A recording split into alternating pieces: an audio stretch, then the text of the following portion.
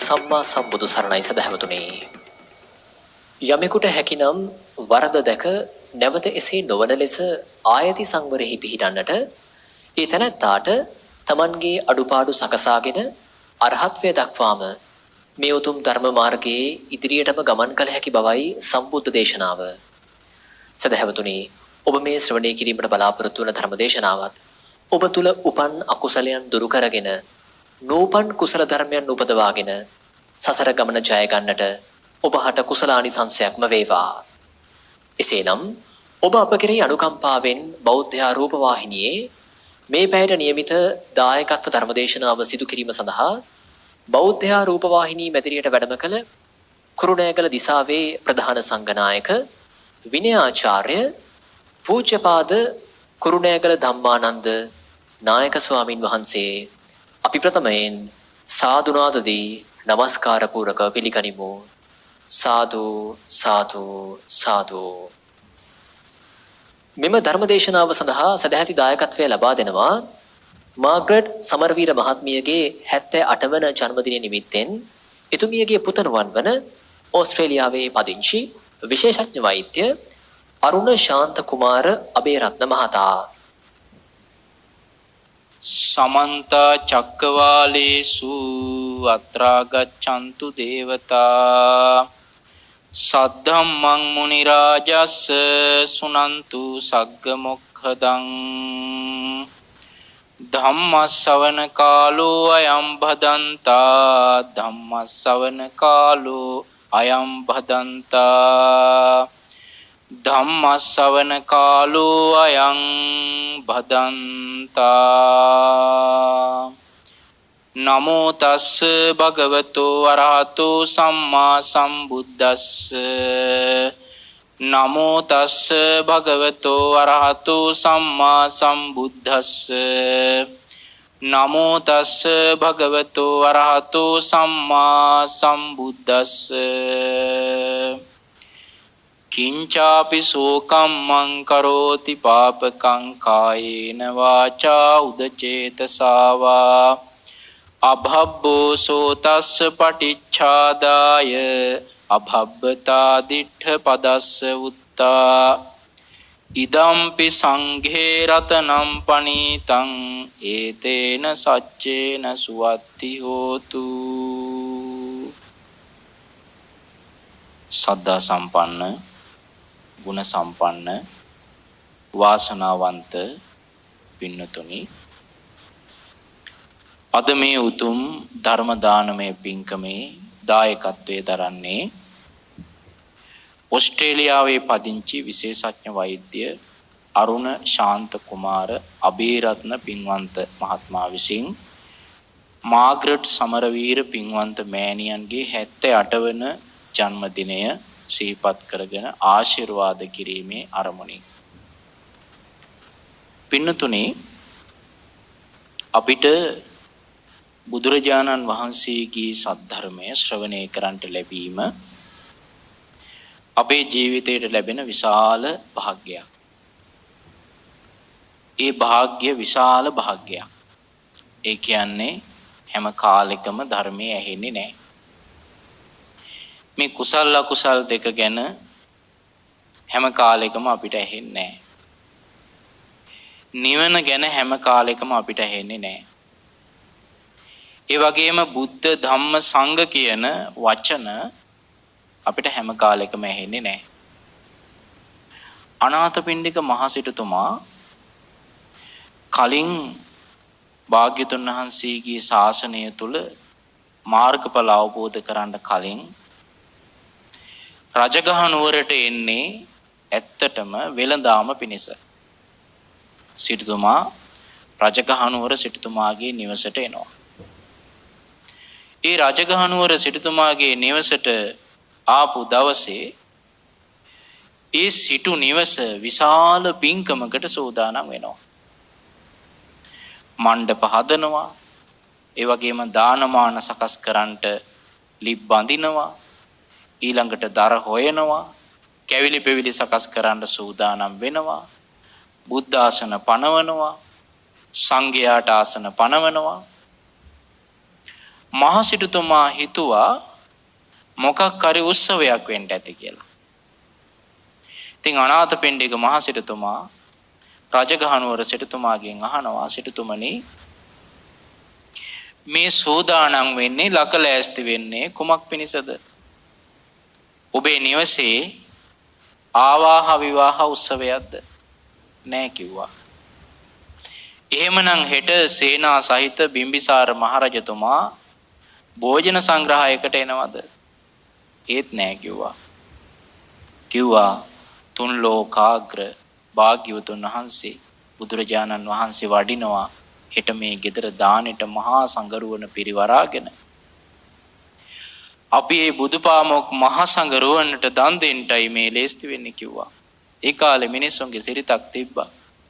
අද ආරාධනා කරනවා හෙට දානෙට 500ක්ද 1000ක්ද කියලා බලන්නේ නැහැ. භික්ෂුන් වහන්සේලා ප්‍රමාණය සලකන්නේ කොහොම හරි අද ආරාධනා කරලා මණ්ඩප හදලා දාන් පැන් සකස් කරලා රෑ එළි වෙනකොට සියල්ල ලේස්ති කරලා පහුවදා දානෙ දෙනවා බුදුපාමොක් මහා සංගරුවනට. මේ ගෙදරත් ඒ වගේ පින්කමක්. ලෝතුරා බුදුරජාණන් වහන්සේ වඩිනවා. භික්ෂුන් වහන්සේලා වඩිනවා. අනේපිටු මහ සිටුතුමා කල්පනා කළා මේ බුද්ධ කියන වචනේ ඇහෙනකොට එතුමා රජගහනුවර මහ සිටුතුමාගෙන් අහනවා මොකද්ද කිව්වේ? බුද්ධ කියලාද කිව්වේ? එතකොට රජගහනුවර සිටුතුමා කියනවා ඔව් සිටුතුමනි බුද්ධ කියලායි කිව්වේ. ආයෙත් අහනවා මොකද්ද බුද්ධ කියලාද කිව්වේ? ඔව් සිටුතුමනි බුද්ධ කියලායි කිව්වේ. තුන් සැරයක් අහනවා බුද්ධ කියලාද කිව්වේ කියලා. තුන් සැරේම රජගහනුවර සිටුතුමා කියනවා ඔව් බුද්ධ කියලායි කිව්වේ. අනේ අනාථපිණ්ඩික සිටුතුමා කියනවා මේ බුද්ධ කියන શબ્දයක් ඇද්ද? ලෝකේ බුද්ධ කියන શબ્දය අතිශයින්ම දුර්ලභයි. පින්නතුනි, ඒ බුද්ධ ශාසනයක් තමයි අපිට මේ හම්බ වෙලා තියෙන්නේ. ගෞතම බුදුරජාණන් වහන්සේ ලෝකෙට පහළ වෙලා ඒ බුදුරජාණන් වහන්සේ විසින් මුල මැද අග යහපත් වූ සුන්දර වූ ගාම්භීර වූ අර්ථ සහිත වූ පරිපූර්ණ වූ සද්ධර්මය කිසිම අඩුපාඩුවක් නැතුව දේශනා කරලායි තියෙන්නේ. ඒ ධර්මය අපිට ඕන විදියට හිතුණු විදියට වෙනස් කරලා කතා කරන්න බෑ. ඒ ධර්මය අපිට නිවන අවබෝධ කරගන්න තියෙන මාර්ගය. ඒ නිවන් මාර්ගය උපද්දවන්නේ, ඒ නිවන් මාර්ගය දේශනා කරන්නේ, ඒ නිවන් මාර්ගය ලෝකයාට කියලා දෙන්නේ ශාස්ත්‍රෝන් වහන්සේ නම. අපේ ශාස්ත්‍රෝන් වහන්සේ තමයි ගෞතම බුදුරජාණන් වහන්සේ. ඒ ගෞතම බුදුරජාණන් වහන්සේ වදාළ ධර්මය අහලා තමයි අපි ශ්‍රාවකත්වයේ ලබන්නේ. එතකොට අපි කවුද? අපි මේ බුදුරජාණන් වහන්සේගේ ශ්‍රාවකයෝ වෙන්න ඕනේ. අපිට බුදුරජාණන් වහන්සේලා වගේ වැඩ කරන්න බෑ.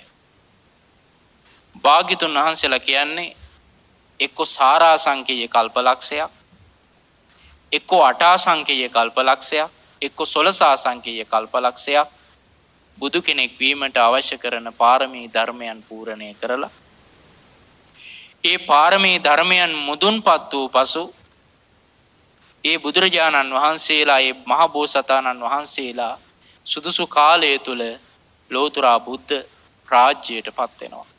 ලෝතුරා බුද්ධ පදවිය ලබනවා. සර්වඥතා ඥානය ලබනවා. අපේ ගෞතම බුදුරජාණන් වහන්සේ සාරාසංකේය කල්පලක්ෂයක් පාරමී ධර්මයන් පූර්ණණය කරලා විජයශ්‍රී ජයශ්‍රී මහ බෝසෙවණේදී දසබිම්බරක් මාර සේනාව අපමණ බාධා කරද්දී ඒ බාධාවන් සියල්ල පුණ්‍ය තේජසින් ජය අරගෙන ලෝතුරා බුද්ධ රාජ්‍යයට පැමිණ වදාලා. ඒ සම්බුද්ධත්වයට පත් වුණාට පස්සේ භාග්‍යතුන් වහන්සේට හිතෙනවා තථාගතයන් වහන්සේටත් ගුරුවරයෙක් හිටියොත් හොඳයි. තථාගතයන් වහන්සේටත් ගුරුවැසුරක් තිබුණොත් හොඳයි කියලා. ගුරුවරයෙක් වාසය කිරීම පහසුවක් කියලා හිතෙනවා. ඒ වෙලාවේ බුදුරජාණන් වහන්සේ බලනවා මනුස්ස ලෝකේ ඉන්නවද තථාගතයන් වහන්සේට ගුරුවරයෙක් වෙන්න සුදුසු කෙනෙක්? බලනකොට සමාන කෙනෙකුත් නැහැ.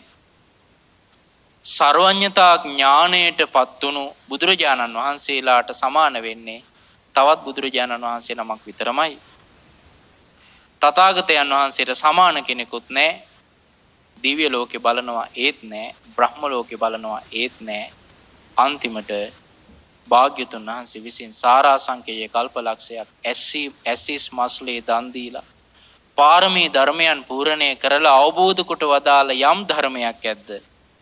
ආන්ගේ ධර්මයේ අදපටන් මාගේ ගුරුවරයා කියලා බලන්න පින්වතුනි. මේ ධර්මයට භාග්‍යතුන් වහන්සේ කොච්චර ගරු කළාද කිව්වොත් ගුරු තන්හිලා තබා ගත්තා.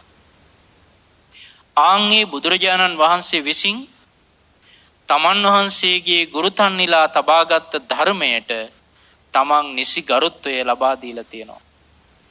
දැන් භික්ෂුන් වහන්සේලා වන අපටත් භාග්‍යතුන් වහන්සේ පණ උපශික්ෂාපද තියෙනවා. මේ බණ කියනකොට බණ අහනකොට අපි ඒව තේරුම් ගන්න ඕනේ.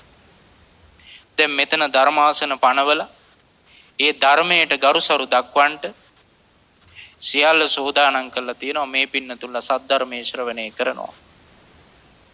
බුදුරජාණන් වහන්සේ දේශනා කරනවා මේ සද්ධර්මයේ දේශනා කරද්දී තමන් වහන්සේලා මිටි ආසනයක වැඩ ඉඳගෙන උස්සාසනයක ඉන්න අසනීපයක් නැති කෙනාට දහම් නොදෙසන්නේ මේ හික්මිය යුතුයි.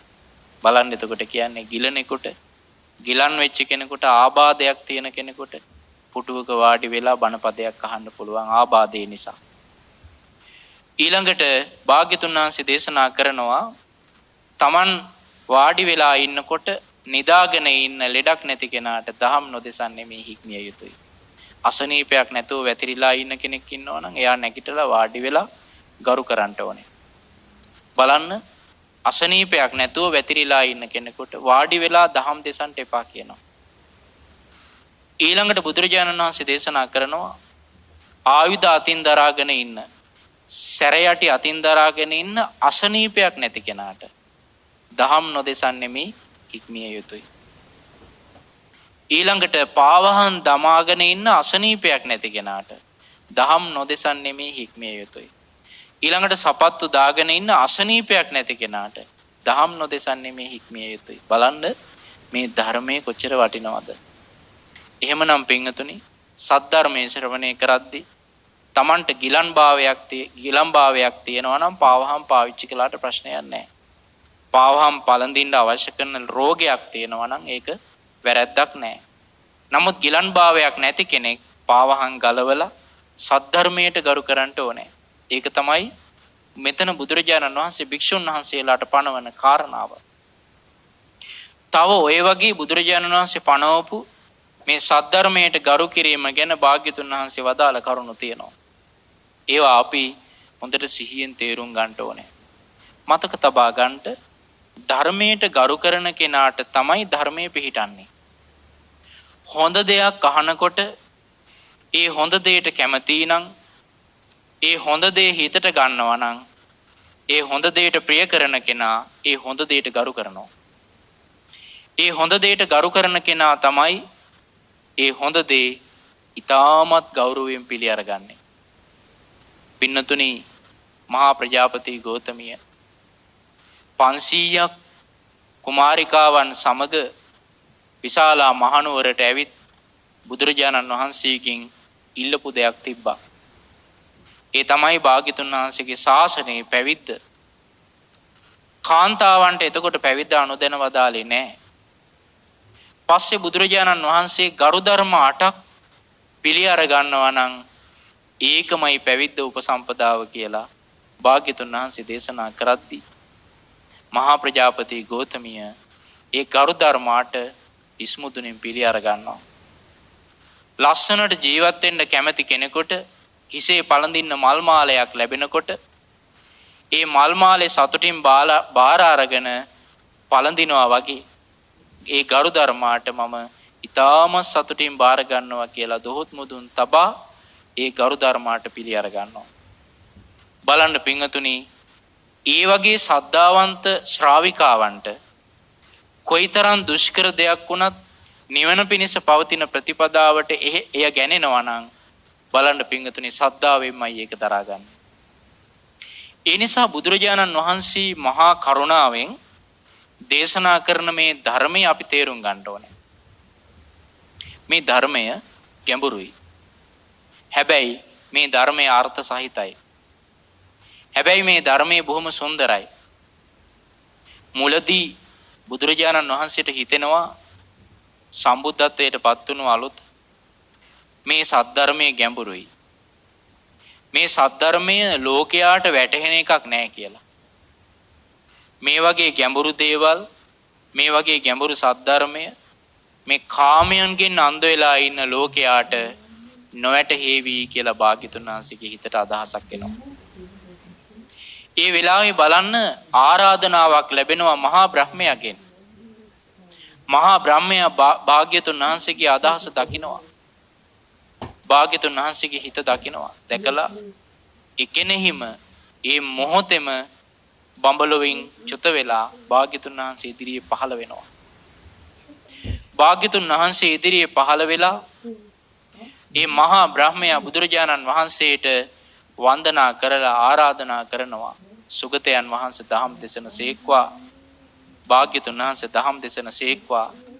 මේ ලෝකයේ ධර්මයේ දේශනා කළොත් අවබෝධ කරන කෙලෙස් අඩු සත්වයෝ ඉන්නවා.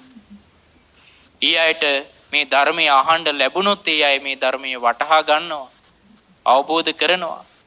ඒ නිසා සුගතයන් වහන්සේ දහම් දේශන සේක්වා කියලා බුදුරජාණන් වහන්සේට ආරාධනා කරනවා. බලන්න පිංගතුනි, ඒ ආරාධනාවෙන් පස්සේ තමයි භාග්‍යතුන් වහන්සේ මහා කරුණාවෙන් මේ සද්ධර්මයේ දේශනා කරන්නේ.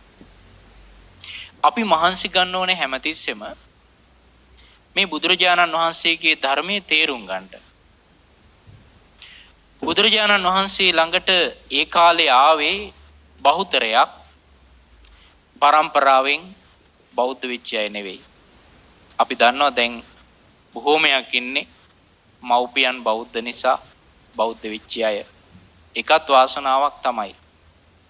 අම්මයි තාත්තයි දෙන්න බෞද්ධ. ඒ නිසා ඒ දරුවෝ බෞද්ධ. එහෙම හොඳ බෞද්ධ පවුල් මේ ලංකාවේ ඉන්නවා නැත්තේ නෑ. නමුත් පින්වතුනි බුදුරජාණන් වහන්සේ ළඟට එන්නේ එහෙම අය නෙවෙයි.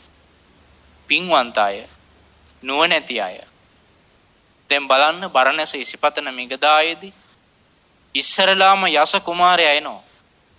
උදේ පාන්දර රන් මෙරි වැඩි සංගල දාගෙන උදේ පාන්දර භාග්‍යතුන් වහන්සේ ළඟට එනවා.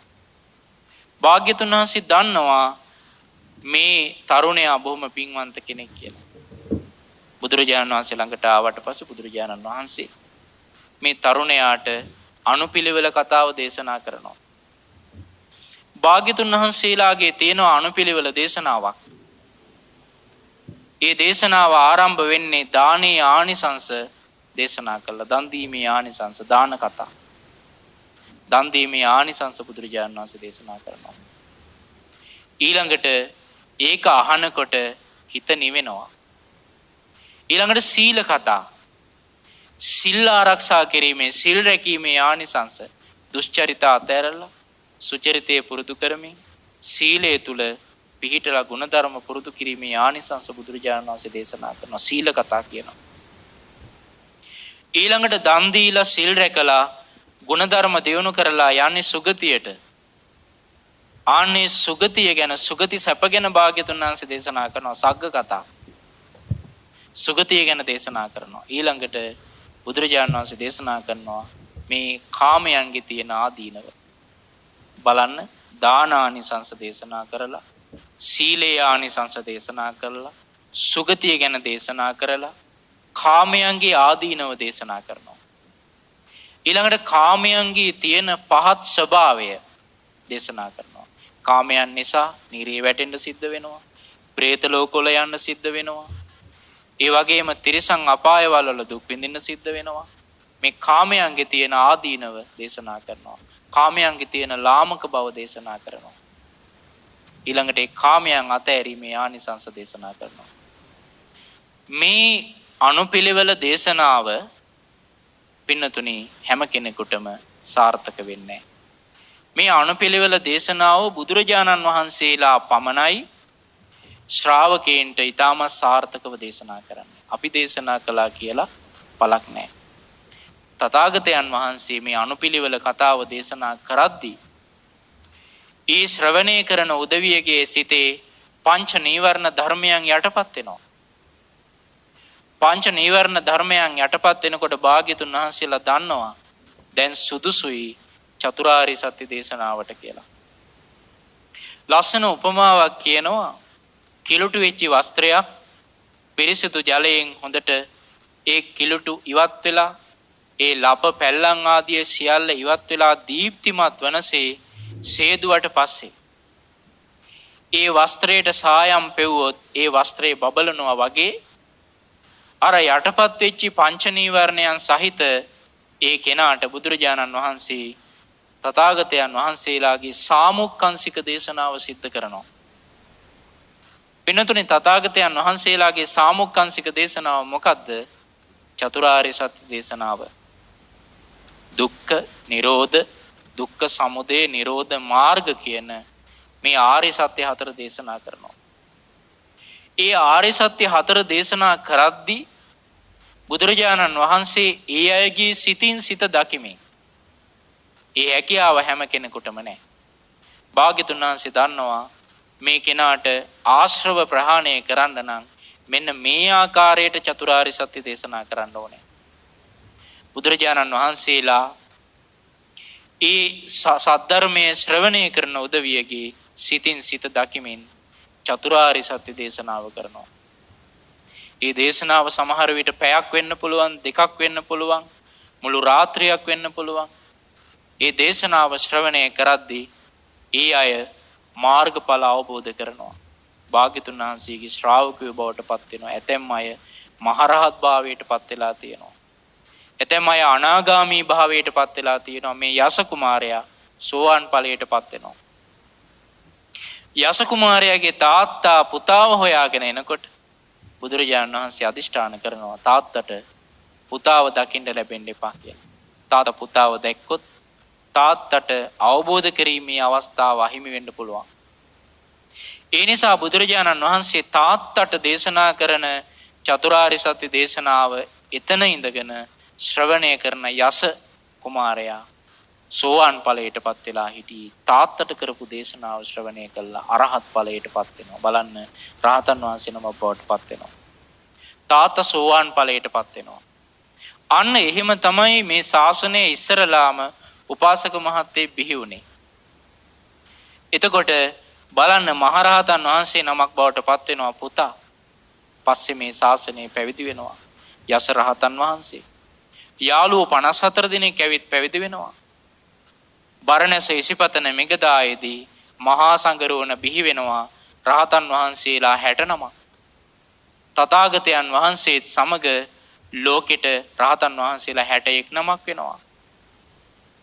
බුදුරජාණන් වහන්සේ යස රහතන් වහන්සේත් සමග පහවදා දානෙට ගෙදරට වැඩම කළාට පස්සේ ඒ යස ස්වාමින් වහන්සේගේ ගිහි කාලේ ස්වාමි බිරිඳ සහ පින්වන්ත අම්මා මේ දෙදෙනාම භාග්‍යතුන් වහන්සේගෙන් සද්ධර්මයේ ශ්‍රවණය කරලා තිරුවන් සරණ ගිය උපාසිකාවන් බවට පත් වෙනවා මාර්ගඵල අවබෝධ කරගෙන. බලන්න පින්වතුනි එතකොට ශ්‍රාවක ශ්‍රාවිකාවන් බිහි වුණේ ඔහොම.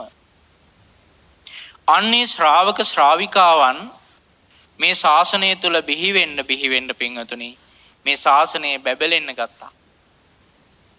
ඊට පස්සේ අර ස්වාමින් වහන්සේලා මහරහතන් වහන්සේලා 69ක් චාරිකාවේ වඩිනකොට උන්වහන්සේලා සද්ධර්මයේ දේශනා කරනකොට ඒ පළාත් වලින් ඒ ප්‍රදේශ වලින් පින්වන්ත උදවියට ශාසනය පැවිදි වෙන්න අවස්ථාව ලැබෙනවා. ගුණ පුරා ගන්න ගුණ ධර්ම දියුණු කර ගන්නට අවස්ථාව සැලසෙනවා. ඒ වගේම තමයි භාග්‍යතුන් වහන්සේගේ අනුග්‍රහය ලැබෙනවා භද්‍ර වර්ගීය කුමාරවරු 30 දිනෙකට. ඒ වගේම 1000ක් ජටිල පිරිසට මේ හැමෝම පිරිවරාගෙන භාග්‍යතුන් වහන්සේ රජගහ නුවරට වැඩම කළාට පස්සේ ඉස්සරලාම වේළුවනාරාමයක් තිබුණේ නැහැ. බුදුරජාණන් වහන්සේ වැඩ සිටියේ වැල්මී වනාන්තරයක.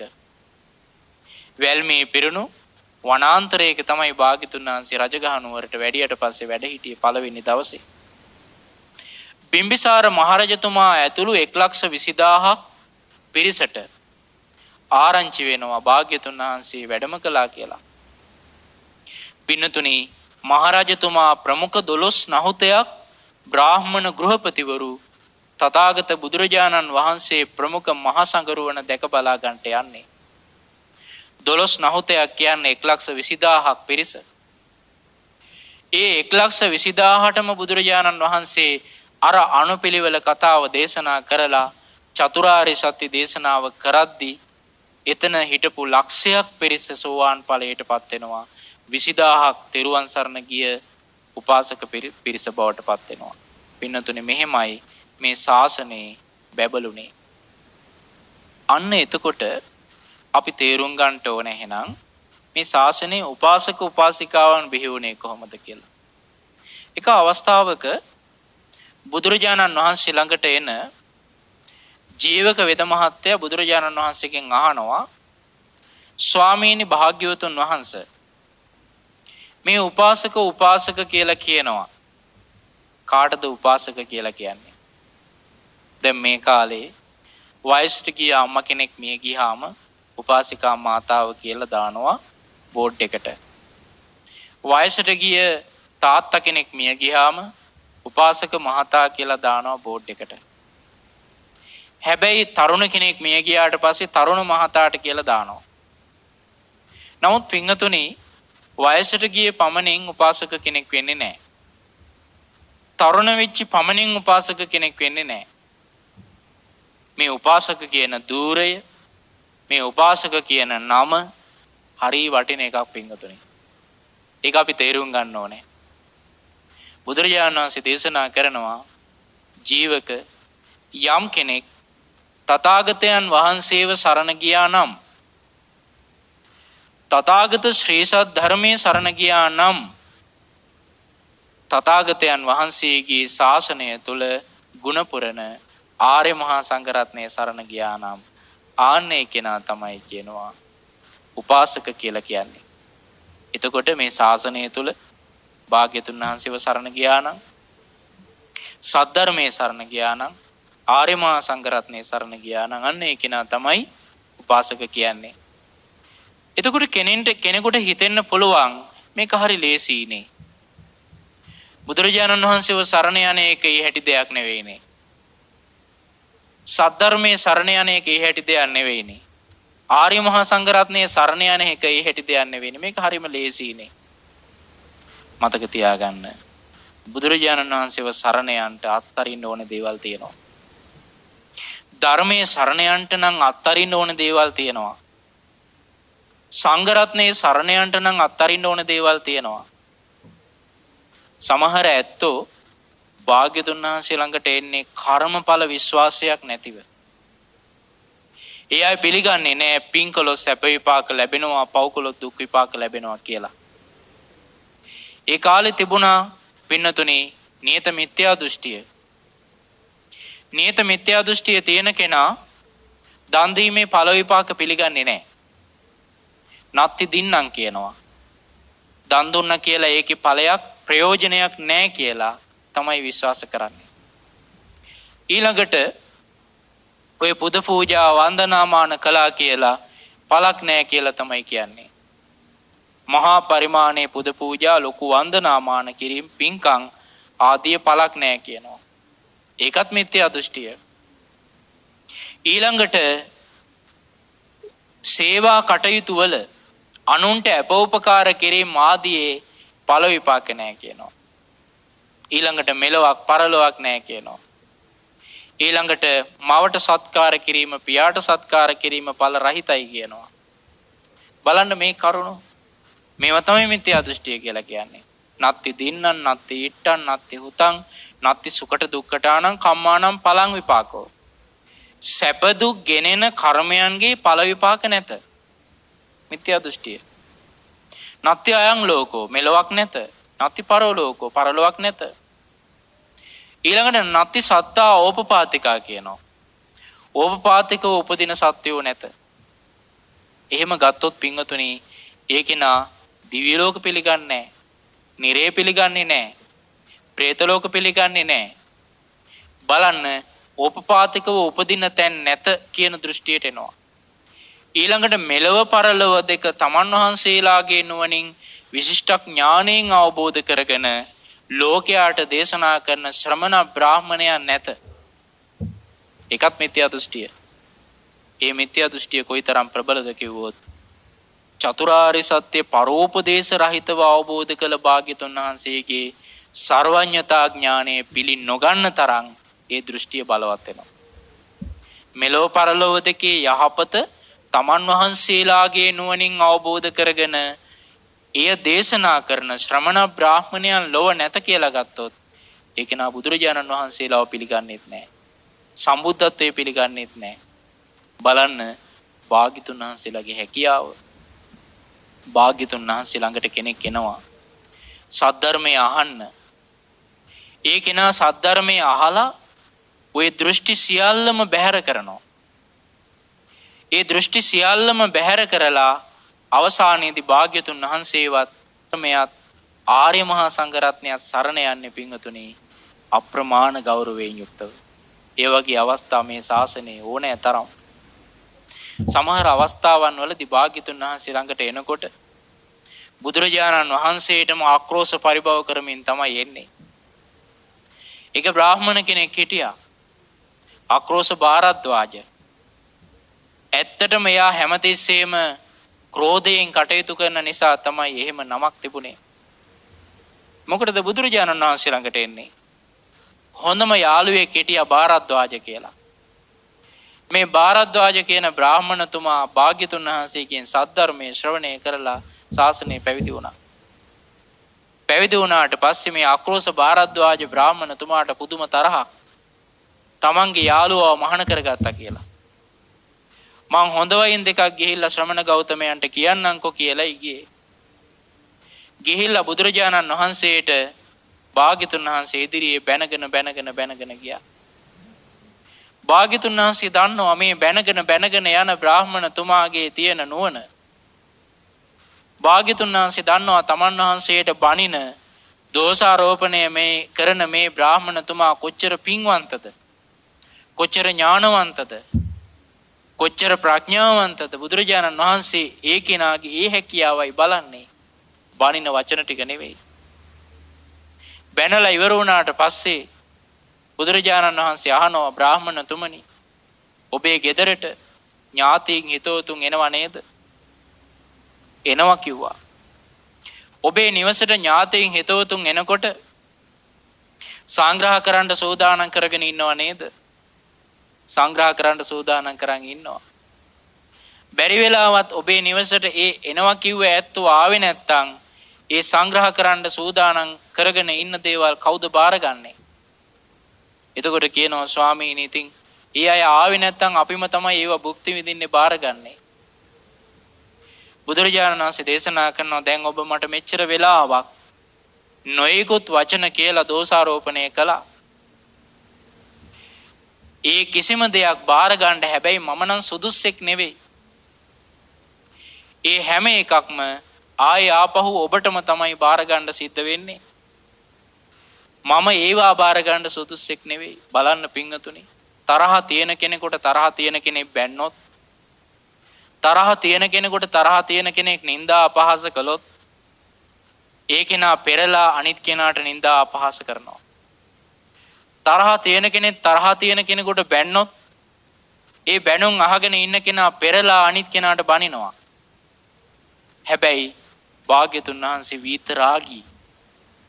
විතරාගී කියලා කියන්නේ රාගයේ නැසූ බුදුරජාණන් වහන්සේ. භාග්‍යතුන් වහන්සේ විත දෝෂී, ද්වේෂයේ නැසූ බුදුරජාණන් වහන්සේ. භාග්‍යතුන් වහන්සේ විත මෝහී, ප්‍රඥාවන්ත ශ්‍රේෂ්ඨ උත්තමයන් වහන්සේ. විත මෝහී, මෝහය දුරු කළ භාග්‍යතුන් වහන්සේ. ද්වේෂය දුරු කළ භාග්‍යතුන් වහන්සේ. තවත් කෙනෙක් ද්වේෂයෙන් කරන දේ බාර ගැනීමක් නැහැ. භාග්‍යතුන් වහන්සේ තුල තියෙන මහා කරුණාවක්, මහා මෛත්‍රියක්. ඒ මහා කරුණාවෙන්, මහා මෛත්‍රියෙන් තමන් වහන්සේට බණින කෙනාටත් මේ ධර්මයේ වටහා ගන්න අවබෝධ කරන්න පුළුවන්ද කියන හැකියාව තමයි බුදුරජාණන් වහන්සේ මනින්නේ. ඒ වෙලාවේ බුදුරජාණන් වහන්සේ අහනවා ඔබේ නිවසට ඥාතීන් නාවොත් ඒ සංග්‍රහ බාරගන්නේ කවුද? අපිමයි භුක්ති විඳින්නේ කියනවා. එහෙමනම් බ්‍රාහ්මණ තුමනි තථාගතයන් වහන්සේත් ඔය වචන එකක්වත් බාරගත්තේ නැහැ. ඔය ටික ඔක්කොම ආයෙමත් ඔබටමයි බාර ගන්න සිද්ධ වෙන්නේ කිව්වා. බලන්න පින්වතුනි මේ බැනගෙන හොඳ වයින් දෙකක් කියන්නම් කියලා බලාගෙන ආපු බ්‍රාහ්මණතුමා බුදුරජාණන් වහන්සේගේ බුද්ධ වචනයෙන් වෙනස් වෙනවා. බැනගෙන ගිය කෙනාගේ හිත නිවෙනවා. හිත ශාන්ත භාවයටපත් වෙනවා. බුදුරජාණන් වහන්සේ මේ බ්‍රාහ්මණතුමාට සද්ධර්මයේ දේශනා කරද්දී පස්සේ ශාසනය පැවිදි වෙලා මහරහත් භාවයටපත් වෙලා තවත් එක්තරා රහතන් වහන්සේ නමක් බවට පත් වෙනවා. එහෙමනම් අපිත් තේරුම් ගන්නට ඕනේ මේ ශාසනය තුල ශාසනික ගුණධර්ම දියුණු කර ගන්නට මේ ලැබිලා තියෙන ජීවිත කාලේ බොහොම කෙටි. අපි හැමදාම ජීවත් වෙන්නේ නැහැ. අවුරුදු 50ක් 60ක් 70ක් 80ක් ජීවත් වුණොත් පින්නතුණි කලාතුරකින් අවුරුදු 100ක් ජීවත් වුණොත් කෙනෙක් ඒක බොහොම කලාතුරකින් ඒ ගත කරන ජීවිතය තුළ ප්‍රශ්න ගැටලු අප්‍රමාණයි. ලෙඩ රෝග පීඩා අපහසුකම් කායික මානසික දුබලතා කොයිතරම්නම් අපේ ජීවිතයට එනවද? ඒ වගේම කොයිතරම්නම් අපේ ජීවිතයට අපහසු දේවල් ප්‍රශ්න එනවද? ඒ හැම දෙයක්ම දරා ගන්න තියෙන ඒ හැම දෙයකටම මූණ දෙන්න තියෙන ශක්තිමත්ම දේ තමයි බුදුරජාණන් වහන්සේගේ ධර්මය. බුදුරජාණන් වහන්සේගේ ධර්මයේ තුල යම් කිසි කෙනෙක් පිහිටියොත් ඒ ධර්මයේ තුල පිහිටපු කෙනාට සතුටින් ජීවත් වීමේ හැකියාව තියෙනවා. ප්‍රශ්න ගැටලු කරකස දේවල් ජීවිතයට එනකොට කොයිතරම් ගල්මුල් ජීවිතයට ආවත් ධර්මයේ තුල පිහිටපු කෙනාට ඒවා මල් වර්ෂාවක් වගේ බාර ගන්න පුළුවන් විදිහේ හිතක් ගොඩනගා ගන්න පුළුවන්කම තියෙනවා. නිന്ദා අපහාස කොච්චර ආවත් ඒ නිന്ദා අපහාස තමන් කරා එළඹෙන තමව පරීක්ෂා කිරීමට තමන් කරා එළඹෙන දේවල් හැටියට බාර අරගෙන ඒවයින් හිත වෙනස් කරගන්නේ නැතුව ඒවා අත්දැකීමක් කරගෙන තමන්ගේ ජීවිතේ තවත් ඉහළට දියුණු කරගන්න මේ ධර්මයෙන් ශක්තිවන්ත වෙන කෙනාට පුළුවන්කම තියෙනවා. පින්නතුනි ධර්මානුකූල ජීවිතයක් ගත කරනකොට අපිට පුරුදු කරන්න ගොඩක් දේවල් තියෙනවා. අපි ඒවා තේරුම් ගන්න ඕනේ. ජීවිතේ කාගෙත් අඩුපාඩු තියෙනවා.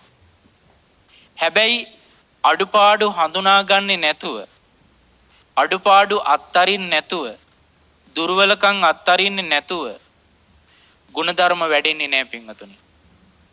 අඩුපාඩු තේරුම් අරගෙන අඩුපාඩු හඳුනාගෙන අඩුපාඩු අත්තරින තැන තමයි කෙනෙක් තුල ගුණධර්ම වැඩෙන්නේ ගුණධර්ම දියුණු වෙන්නේ. රතන සූත්‍රයේ ලස්සන ගාථාවක් තමයි අපි මාතෘකා කළේ.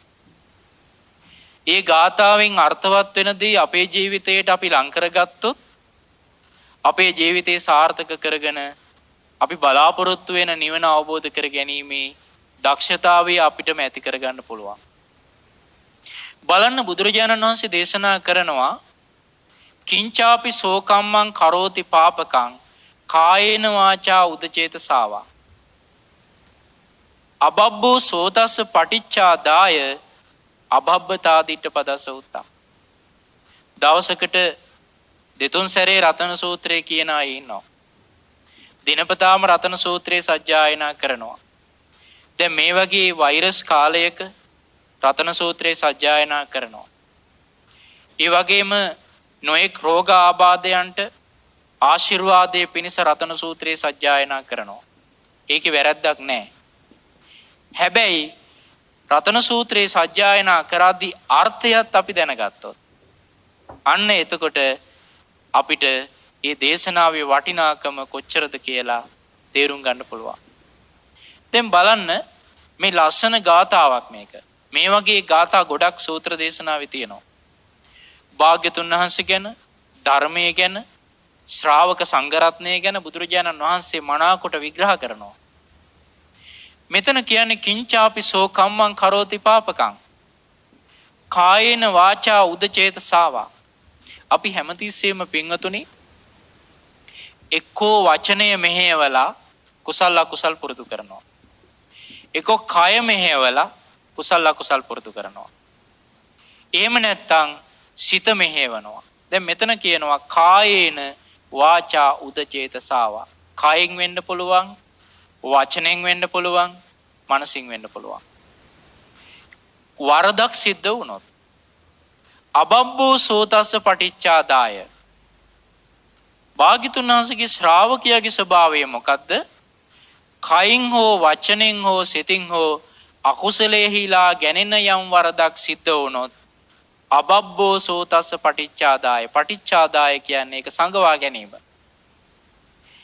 ඒක සංගවාගෙන සිටීම සිද්ධ වෙන දෙයක් නෙවෙයි කියනවා.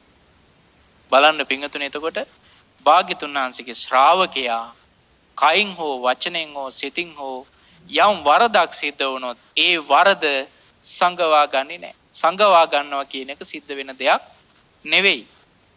අබබ්බතා දිට්ඨපදස්ස උත්තා. ඒක ධර්මයේ දැක්ක කෙනාගේ ස්වභාවයක් කියනවා. ධර්මයේ වටහාගත්තු කෙනාගේ ස්වභාවයක් කියනවා.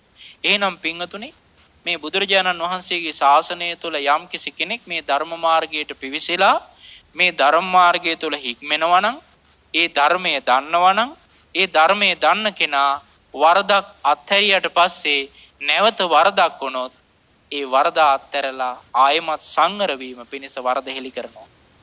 ඒක තමයි ශ්‍රාවකත්වයේ තියෙන ස්වභාවයේ ලක්ෂණය. බලන්න, ඇතම් උදවිය හරියට පසුතැවෙනවා. අතීතෙ වෙච්චි වැරදි ගැන සිහි කර කර. අනේ මං අතින් ඉස්සර මෙහෙම දේවල් වෙලා තියෙනවා. මම මෙහෙම දේවල් කරලා තියෙනවා. මම මෙහෙම දේවල් වෙලා තියෙනවා කියලා තමන් අතින් වෙච්ච අඩුපාඩු, තමන්ගේ අකුසල් සිහි කර කර පසුතැවෙනවා.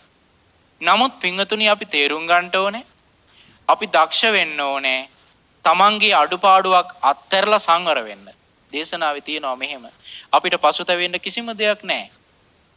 ප්‍රාණඝාතය කළ කෙනෙක් කාලයක් තිස්සේ ඒ ප්‍රාණඝාත අකුසල් කරලා පස්සේ තේරුම් ගන්නවා භාග්‍යතුන් වහන්සේගේ ශ්‍රාවකත්වයට පැමිණිලා මේ ප්‍රාණඝාතයේ භාග්‍යතුන් වහන්සේ ගරහන දෙයක්. ප්‍රාණඝාතයේ වරදක්. ප්‍රාණඝාතයෙන් මම වළකින්න ඕනේ කියලා ප්‍රාණඝාතයේ ආනිසංස, ප්‍රාණඝාතයෙන් වැළකීමේ ආනිසංස දැනගෙන ප්‍රාණඝාතයෙන් වළකිනවා. ඒ ප්‍රාණඝාතයෙන් වැළකීමේ කුසලය දිගින් දිගටම පුරුදු කරන්න කාලයක් තිස්සේ කළ ප්‍රාණඝාත අකුසල කර්ම කෙමෙන් ගෙවිලා යනවා කියලා බුදුරජාණන් වහන්සේ දේශනා කරනවා. අපි මොකටද එතකොට පසුතැවෙන්නේ අතීත වෙච්ච දේවල් ගැන? ඒ නිසා තමන් අකුසල් අත්හැරලා නම්, ඒ අකුසල් අත්හැරලා යම් කාලයක් නම් තමන් සතුටු වෙන්නට ඕනේ. දැන් තමන් ඒ කාන්තේම රැකවරණයට, ආරක්ෂාවට පත් වෙලා මේ ධර්මයේ තුල කියලා. අන්න ඒ නිසා අපිට විශාල වාග්යක් මේ බුදුරජාණන් වහන්සේගේ ශාසනය කියලා කියන්නේ. කාලයක් තිස්සේ අඩුපාඩු වෙන්න ඇති. ඒ වෙච්ච අඩුපාඩු අත්හැරලා නම් වැඩෙන්නේ ගුණධර්ම. ඒ ගුණධර්ම දියුණු වෙන්න තමන් විශාල ධනවතෙක් බවට පත් වෙනවා. දුප්පත් කෙනෙකුට කීයක් හරි හම්බ වෙලා වීරියෙන් උත්සාහයෙන් ඒක වියදම් කරලා දවසින් දවස උපයනකොට මහා ධනවතෙක් වුණාට පස්සේ එයාගේ දුප්පත් කාලය ගැන එයාට හිතෙන්නේ මං ඒ කාලේ එහෙම හිටියා, හැබැයි මං දැන් ධනවතෙක් කියලා. එයාට ලොකු සතුටක් ඇති වෙලා, සතුටක් උපදවාගෙන. ඒ කාලේ වැරදි අඩුපාඩු වෙන්න පුළුවන්, හැබැයි දැන් ගොඩක් ගුණධර්ම උපදවාගෙන කියලා හිතනකොට ලොකු සතුටක් සොම්නසක් ඇති වෙනවා. අන්න එහෙම කෙනෙක් මරණාසන්න අවස්ථාවට එනකොට ඒ කෙනා පින්නතුනි හරියට සතුටු වෙනවා තමන්ගේ ජීවිතේ දියුණු කරගත්තු ගුණධර්ම ගැන හිතලා. ඒ කෙනාට මෙලවත් යහපත සැලසෙනවා, පරලොවත් යහපත සැලසෙනවා. ශාසනික ගුණධර්ම දියුණු කරගෙන නිවන අවබෝධ කරගැනීමේ අවස්ථාවත් සැලසෙනවා. ඉතින් ඒක නිසා සතුටු වෙන්න මේ පින්වන්ත හැම දිනාටම මේ උතුම් සද්ධර්මයේ ශ්‍රවණය කරගන්න අවස්ථාව සැලසීමෙන්, භාග්‍යතුන් වහන්සේගේ ශාසනය තුල ගුණධර්ම දියුණු කරගන්න අවස්ථාව සැලසීමෙන්, ඒ වගේම මේ ධර්ම දානමය පින්කම් වලට දායක වෙන්න අවස්ථාව සැලසීමෙන් ලත් පුණ්‍ය ධර්මය ඇද්ද ඒ පුණ්‍යානිසංස බලයෙන් මේ හැම දිනාටම මෙලෝ පරලොව යහපත සලසා ගැනීමේ වාග්ය වාසනාව සැලසේවා. සාදු සාදු සාදු. අද දවසේ මේ උතුම් ධර්ම දානමය පින්කමේ දායකත්වයේ දරන්නේ ඕස්ට්‍රේලියාවේ පදිංචි විශේෂඥ වෛද්‍ය අනුර ශාන්ත කුමාර අබේරත්න පින්වන්ත මහත්මයා විසින්. එතුමන් අපේක්ෂා කරනවා මාග්‍රට් සමරවීර පින්වන්ත මෑණියන්ට 78 වන ජන්මදිනය සිහිපත් කිරීම නිමිත්තෙන් ආශිර්වාද කිරීම. ඒ වගේම මේ පරලෝව යන්ට යෙදුන වෛද්‍ය එස්.පී. අබේරත්න මහත්මයාට පින් අනුමෝදන් කරන්න බලාපොරොත්තු වෙනවා. ඒ වගේම මාග්‍රට් සමරවීර මෑණියන්ගේ මව පියාණන් වන එම්.කේ. පොඩිහාමිනේ සහ එස්.ඒ. සීමන් අප්පුහාමි යන ඒ මව්පියන්ට පින් අනුමෝදන් කරන්න බලාපොරොත්තු වෙනවා. ඒ වගේම සියලුම මියගිය ඥාතීන්ටත් මේ පින්කමට සහභාගී වුණු සියලු දෙනාගේම නමින් නැසීමේ පරලොවගිය සියලු ඥාතීන්ටත් පින් අනුමෝදන් කරන්නට බලාපොරොත්තු වෙනවා. ඒ වගේම මාග්‍රට් සමරවීර මෑණියන්ගේ ජනවාරි 11 වෙනි දිනට යෙදෙන 78 වන ජන්මදිනයට නිදුක් නිරෝගී භාවයත් දීර්ඝායුෂත් ප්‍රාර්ථනා කිරීම තමයි පින්වන්ත අරුණ ශාන්ත කුමාර අබේරත්න මහත්මයාගේ බලාපොරොත්තුව. ඒ වගේම දැනට ඕස්ට්‍රේලියාවේ පදිංචිව සිටින විශේෂඥ වෛද්‍ය අරුණ ශාන්ත කුමාර අබේරත්න මහත්මයාගේ හිසේ හටගත් අසනීප තත්ත්වය සුවපත් වීම පිණිස ආශිර්වාද කිරීමත් බලාපොරොත්තු වෙනවා. ඒ වගේම සහභාගී වූ දේශකයන් වහන්සේටත් ඒ වගේම පින්කම සඳහා සහභාගී වූ ඥාති හිතවත් සියලු දෙනාටමත් බෞද්ධ මාධ්‍යාලයේ වර්තමාන නායක ස්වාමින් වහන්සේ වන බෞද්ධ මාධ්‍යාලයේ සභාපති බොරලන්දේ වජිරඥාන නායක ස්වාමින් වහන්සේට සෙත් ප්‍රාර්ථනා කිරීමත් බෞද්ධ මාධ්‍යාලයේ සියලුම කාර්ය මණ්ඩලයට සෙත් ප්‍රාර්ථනා කිරීමත් බලාපොරොත්තු වෙනවා. විශේෂයෙන්ම මේ අවස්ථාවට සහභාගී වී සිටින මාග්‍රට් සමරවීර පින්වන්ත මෑණියන්ට තුනුරුවන්ගේ අනන්ත ගුණානුභාව බලයෙන් සියලු යහපත අභිවෘද්ධිය කායික මානසික සුවය නිරෝගී සම්පත සැලසේවා කියලා අපි සාදු කියලා ආශිර්වාද කරමු. ඒ වගේම මිය පරලොව යන්ට යෙදුණු නම් සඳහන් කළ ඒ සියලුම ඥාතීහු මේ පින්පෙත් අනුමෝදන් වෙත්වා අනුමෝදන්ව සැපවත් වෙත්වා සැපෙන් සැපයටපත් වෙත්වා ඒ හැම දිනම සංසාර දුකින් මිදෙත්වා සාදු සාදු සාදු. ඒ වගේම ශාන්ත කුමාර අබේරත්න මහත්මයාගේ පවතින යම් කාය චිත්ත පීඩා ඇතනම් ඒ සියල්ලමත් ඒ වගේම පවතින යම් අසනීපාබාධ ඇතනම් මේ සියල්ලමත් තුනුරුවන්ගේ අනන්ත ගුණ බලයෙන් ඒ සියලු ආබාධ සුවපත් වෙලා නිරෝගී සම්පත් සැලසේවා කියලා අපි සාදු කියලා ප්‍රාර්ථනා කරමු. සියලු දෙවියෝ මේ පින්පෙත් අනුමෝදන් වෙත්වා අනුමෝදන්ව සියලු දෙවිවරු ශ්‍රද්ධාවෙන් සීලෙන් ධර්මඥානෙන් අත්හැරීමෙන් ප්‍රඥාවෙන් වැඩෙත්වා මේ හැම දිනාටම දෙවියන්ගේ ධාර්මික රැකවරණය සලසත්වා කියලා අපි සාදු කියලා පින් අනුමෝදන් කරමු. ඒ වගේම මේ අවස්ථාවට සහභාගී වුණු පින්වන්ත සිල්මෑණියන් වහන්සේ ඇතුළු මේ පින්වත් හැම දිනාටමත් ඒ වගේම මේ සද්ධර්මයේ ශ්‍රවණය කරන ලංකාවාසී ලෝකවාසී හැම දිනාටම උතුම් චතුරාර්ය සත්‍ය ධර්මය අවබෝධ කරගන්නට මේ ධර්ම දානමය පින මහෝපකාරී වේවා සාදු සාදු සාදු. ආකාශට්ඨා ච බුම්මට්ඨා දේවානාගා මහිද්దికා පුඤ්ඤන්තං අනුමෝදිත්වා චිරන් රක්ඛන්තු ශාසනං. ආකාශට්ඨා ච බුම්මට්ඨා දේවානාගා මහිද්దికා පුඤ්ඤන්තං අනුමෝදිත්වා චිරන් රක්ඛන්තු දේශනං. ආකාශට්ඨා ච බුම්මට්ඨා දේවානාගා මහිද්దికා පුඤ්ඤන්තං අනුමෝදිත්වා චිරන් රක්ඛන්තු මම් පරන්ති. සාදු සාදු සාදු. එම ධර්ම දේශනාව සිදු කළ කුසල බලයෙන් කුරුණෑගල දිසාවේ ප්‍රධාන සංඝනායක විනයාචාර්ය පූජ්‍යපාද කුරුණෑගල ධම්මානන්ද නායක ස්වාමින් වහන්සේට ප්‍රාර්ථනීය බෝධියකින් උතුම් වූ චතුරාර්ය සත්‍ය ධර්මයම අවබෝධ වී අමා මහ නිවනින් සැනසෙන්නට හැකියාව ලැබේවායි අපි සාදු නාදදී ප්‍රාර්ථනා කර සිටිමු. සාදු සාදු සාදු. එසේනම් මේ ආරාධනය මෙම ධර්ම දේශනාවේ සදැහැති දායකත්වය ලබාගත් පිරිසට ගෞරවනීය ස්වාමින් වහන්සේට පරිස්කාර පූජා කිරීම සඳහා ඒ අතරපාරේදී අපි ගෞරවනීය ස්වාමින් වහන්සේ වන්දනා කරමු. ඔබ සැමට සම්මා සම්බුදු සරණයි.